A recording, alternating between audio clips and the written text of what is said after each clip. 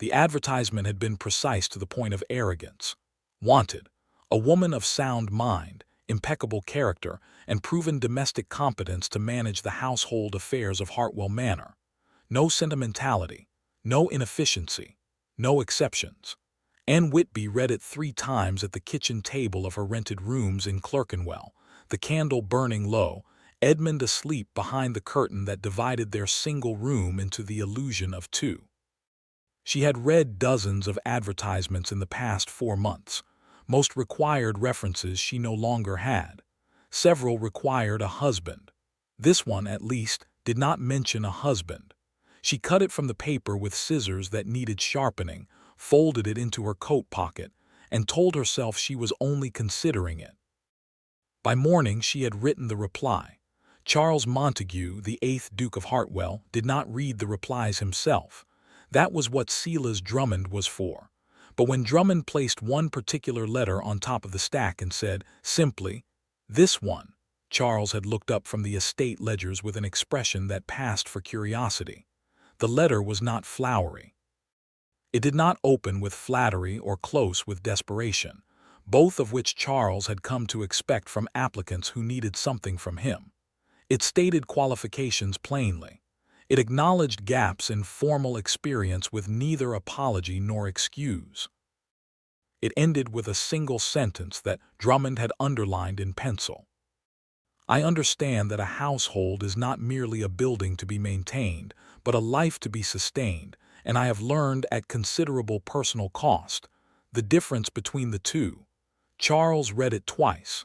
"Find out who she is," he said, and returned to the ledgers. The morning of the interview, Hartwell Manor received Anne Whitby in the way grand houses received those who arrived without carriages, through the correct door, with a footman who was polite in the practiced, impersonal way of staff who had learned not to form opinions. Anne noticed. She noticed most things. It was, at this point in her life, a survival skill. She wore her best dress, which was her only good dress, pressed the night before with a flat iron she had borrowed from the landlady. Her hair was pinned with a precision that cost nothing but time. She carried herself with the posture of a woman who had not yet decided whether dignity was worth the effort, and had quietly concluded that it was the only thing left worth keeping. Charles received her in the study. He was younger than she had imagined. Not young, perhaps 36, but the portraits of dukes she had constructed in her mind were always older, softer around the authority. Charles Montague was neither. He stood at the window with his hands clasped behind his back and turned when she entered with the unhurried movement of a man who had never needed to rush toward anything. "Mrs. Whitby," he said, not a greeting, a confirmation. "Your Grace," she replied. He gestured to the chair across from his desk. She sat. He did not immediately, which she understood was deliberate. "Your letter mentioned considerable personal cost," he said. "Elaborate." Anne had prepared for many opening questions. Not that one. She held his gaze for a moment, gray eyes direct, not unkind but certainly not warm, and decided that a man who opened with that deserved an answer in the same register. "My husband died 14 months ago," she said. "He left debts I was not aware existed. I was required to sell the household, the furnishings, and a portion of my personal effects to satisfy his creditors. I have since managed a boarding house in Islington and kept the accounts for a draper on Fleet Street. Neither position was suited to my abilities. This one may be." Charles studied her with the thoroughness of a man assessing a contract. "You have a son." Anne went still. "I do." "The advertisement made no provision for children." "No," she agreed, "it did not." A pause settled between them like weather. Anne did not fill it. "The position," Charles said finally, "requires full residential commitment. The Manor's domestic affairs have been without central management for 3 months. There is considerable disorder." "I am accustomed to disorder," Anne said. "I am also accustomed to resolving it." He hired her. She was not certain afterward whether it was the answer she had given or the one she had refused to give. She arrived on a Tuesday, which felt appropriately ordinary for the beginning of something that was not.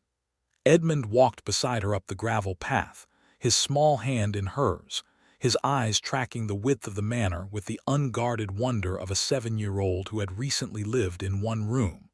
Anne had told him to be quiet and polite. He had agreed with the easy confidence of a child who understood the instruction but reserved the right to interpret it. Charles was at the top of the steps. His eyes moved from Anne to Edmund and back. A muscle tightened in his jaw. "You brought the boy," he said. "I have nowhere else for him to be," Anne replied. "That was not part of our arrangement." "No," she said, as she had said about many things that had not been arranged, had not been expected, and had happened nonetheless. "It was not." The silence that followed was the kind that preceded either a dismissal or a concession. Anne did not look away. She could not afford to look away.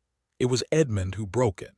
He looked up at Charles Montague, at the severe cut of his coat, the rigid set of his shoulders, the expression that had probably frightened men twice his age, and said, with complete sincerity, "You have a very large house for someone who looks so unhappy." Charles said nothing for a long moment. Then he stepped aside and held the door open. "See that he doesn't touch the library," he said, and walked back inside. Anne exhaled. Edmund looked up at her. She pressed her hand briefly to the top of his head, "Well done, my love, in spite of everything," and carried them both across the threshold. Hartwell Manor had not known warmth in 3 years. Not the warmth of fires; those were maintained with ducal efficiency, stoked at prescribed hours, extinguished at prescribed hours, as though even heat required a schedule. But the other kind.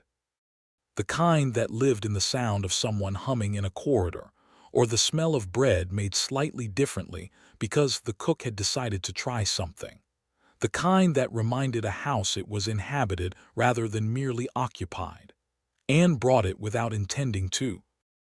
Within a fortnight, the servant quarters had stopped feeling like a regiment and started feeling like a household.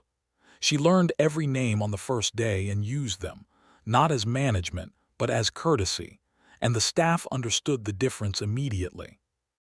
Mrs. Clara Potts, the head cook who had outlasted 2 housekeepers and one very brief experiment with a French butler, declared Anne the first sensible woman this house has seen since the late Duchess, and meant it as the highest possible tribute. Charles noticed none of this, or told himself he did not. He kept to his study, his ledgers, his correspondence. He rode at dawn before the house stirred. He dined alone, as was his custom, at a table designed for 14.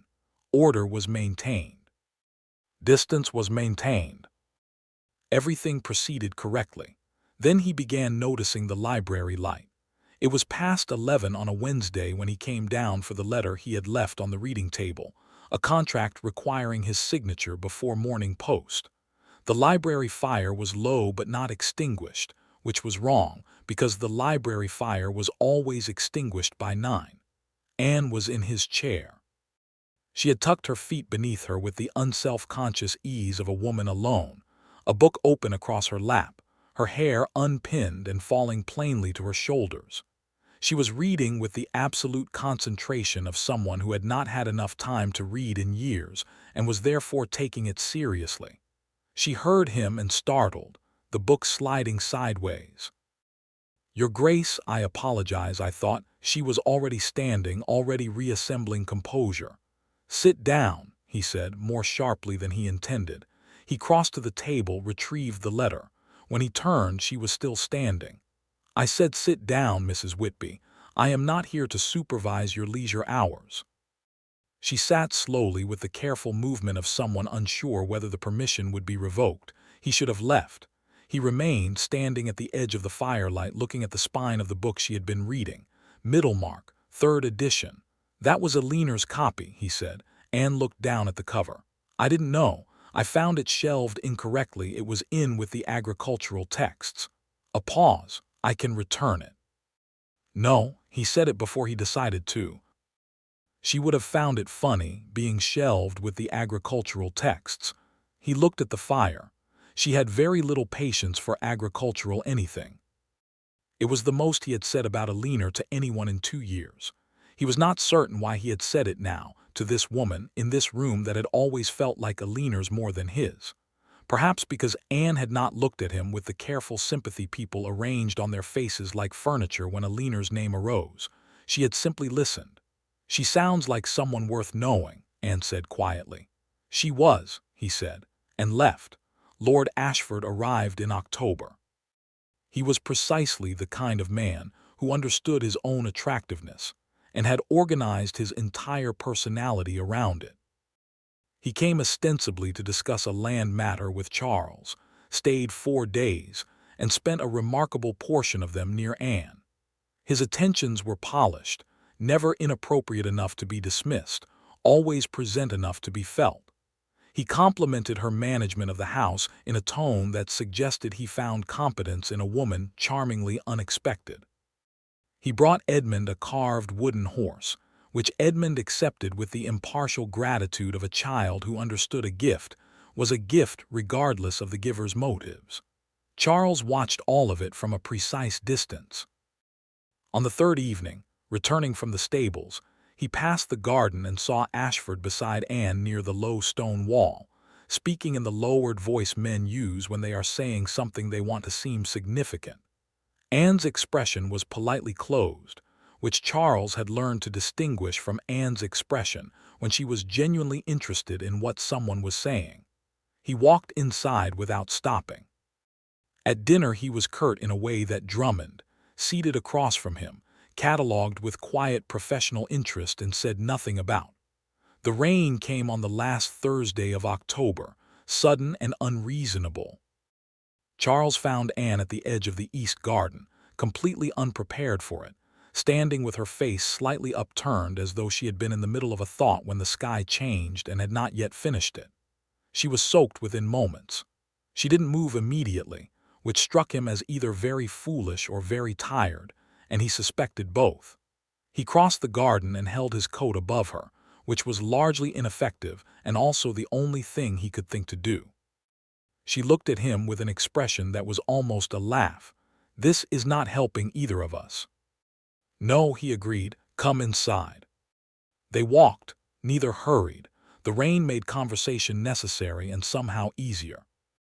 "I am afraid," Anne said, not looking at him, "of becoming the kind of woman no one sees anymore, who manages everything and disappears into it." Charles walked 2 paces before answering. "I see you," he said, simply, without decoration, the way he signed contracts and made decisions, because it was accurate and because he had stopped knowing how to say untrue things. Anne said nothing, but she did not look away. Lady Dorothea Crane arrived the following week and detonated everything with a smile. At dinner in front of 6 assembled guests, she mentioned, so casually, so pleasantly, that she had made inquiries and discovered that Anne Whitby, their so capable household manager, had once mended clothes for pennies in a Southwark seamstress house, and wasn't it remarkable what necessity drove people to? The table went quiet in the specific way that indicated damage. Anne sat very still. Color neither rose nor left her face. She reached for her water glass with a steady hand. Charles set down his fork. "Lady Dorothea," he said, in a voice calibrated to carry no heat and therefore considerably more danger, "Mrs. Whitby has demonstrated more capability and character in 4 months than this table has managed collectively this evening. Her history recommends her. Yours at this moment does not." Dorothea's smile did not waver, but she did not speak again.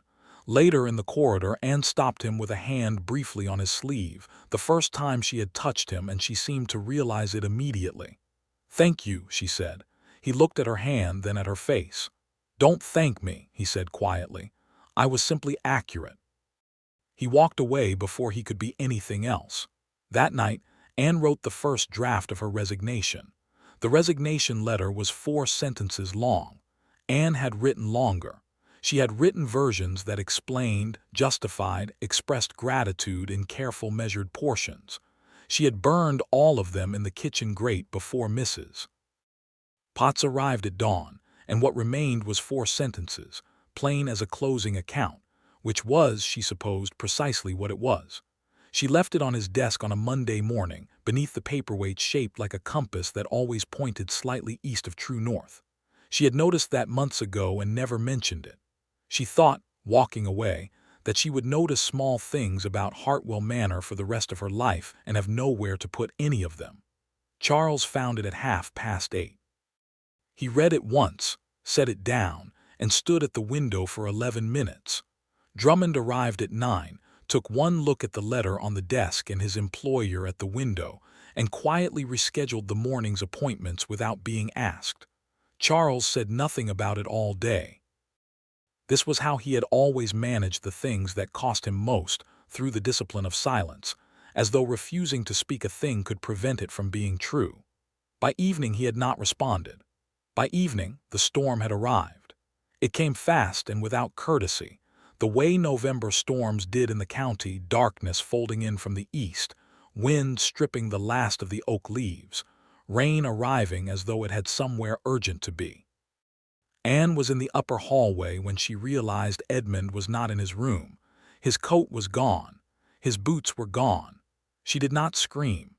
She descended the stairs at a pace just below running and told Charles in the study doorway with a voice she held together through will alone. He was already standing before she finished the sentence. They searched the house first, then the grounds. Charles took the east path. 2 footmen took the south. Anne moved toward the old garden with a lantern that the wind treated as a personal challenge. The estate stretched enormous and indifferent in the dark, and Anne understood for the first time in months what it was to be truly helpless, not the manageable helplessness of debt or poverty, but the absolute helplessness of loving something small and irreplaceable in a very large and careless world. Charles found Edmund in the hollow beside the old quarry wall, seated under the inadequate shelter of a limestone overhang, soaked through, and holding a frog with the focused contentment of someone who had not entirely understood that anyone would worry. "I was coming back," Edmund said seriously. "I found a frog." Charles crouched down to Edmund's level. He looked at the frog. He looked at the boy. Something in his chest, which had been a closed room for 3 years, opened without permission. "Come," he said. "Your mother is frightened." Edmund considered this. "Are you frightened?" A pause. "Yes," Charles said, which was the most honest thing he had said in months. He carried Edmund back through the rain. When Anne saw them emerge from the tree line, Charles with Edmund against his shoulder, Edmund still holding the frog, she crossed the ground between them without dignity or hesitation, and took her son's face in both hands, checking him over with the rapid thoroughness of a mother's hands that need to confirm what the eyes have already seen. Then she wept. She did not intend to. She turned slightly away, as she always turned away from things she could not afford, but Charles was there, and the space was not sufficient, and his arms came around her with the careful gravity of a man who had not held anyone in a very long time, and was remembering that he knew how. He did not let go.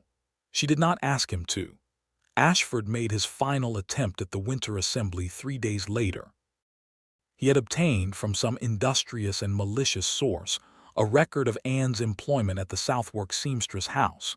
Not merely the fact of it, which Dorothea had already weaponized, but the specific address, the duration, the wage. He distributed it at the assembly in the practiced manner of a man who understood that information, deployed socially, required no blade. Charles heard about it before the second hour was complete. He found Ashford at the far end of the reception room, comfortable among a cluster of men who were laughing at something. Charles crossed the room with the unhurried movement that people who knew him recognized as considerably more dangerous than urgency. He did not raise his voice. What he said was quiet, precise, and thorough. He spoke of Ashford's finances, which Drummond had researched at Charles's request 3 weeks ago for unrelated reasons, and which turned out to be relevant now. He spoke of a particular matter in Ashford's past involving a tenant dispute in Shropshire that had been resolved with money rather than justice. He did not editorialize. He simply arranged the facts in their correct order and allowed the assembled company to draw their own conclusions. Ashford left the assembly early. He did not return to the county that season or the next. Charles arrived at Anne's sitting room at 9:30 that evening. She answered the door still in her assembly dress, having known somehow, in the way that people know things they haven't yet been told, that he was coming. He stood in the doorway, not commanding it, as he usually commanded doorways, but standing in it as a person stands at a threshold they are genuinely uncertain about crossing. "I don't want to manage your life," he said. "I want to share mine." Anne looked at him for a long moment, at the man who had held her in a rainstorm and carried her son out of the dark, who had defended her with precision instead of theater, who had been telling her he saw her in every language except the words. "What does a duke want with a helpless widow?" she asked. Something shifted in his expression. The severity did not leave it, but something underneath the severity became visible. "I discovered rather quickly," he said quietly, "that you were never helpless." "I was." They married on a Friday in December, in the small chapel at the edge of the Hartwell grounds, where the stone was old and the light came through colored glass in red and amber pools across the floor. Edmund stood beside them, very straight, very proud, wearing a coat with brass buttons that Charles had commissioned without mentioning it. He held the ring at the correct moment. He did not drop it. Afterward, he shook Charles's hand with the seriousness of a boy who understood that some things deserved ceremony. On the wall of the main sitting room, Eleanor's portrait remained as it should, because she had been real and loved and was owed that permanence. But beside the fireplace now hung a small pencil sketch in a thin oak frame. Anne, caught in three-quarter profile, reading in the library chair, hair unpinned, entirely unaware she was being observed. Edmund had drawn it in October. Charles had found it folded in the boy's coat pocket during the storm and had said nothing about it until a frame could be made. It was not a grand portrait. It was not meant to be. It was simply a boy who saw his mother clearly, and a man who had learned, at considerable personal cost, to do the same.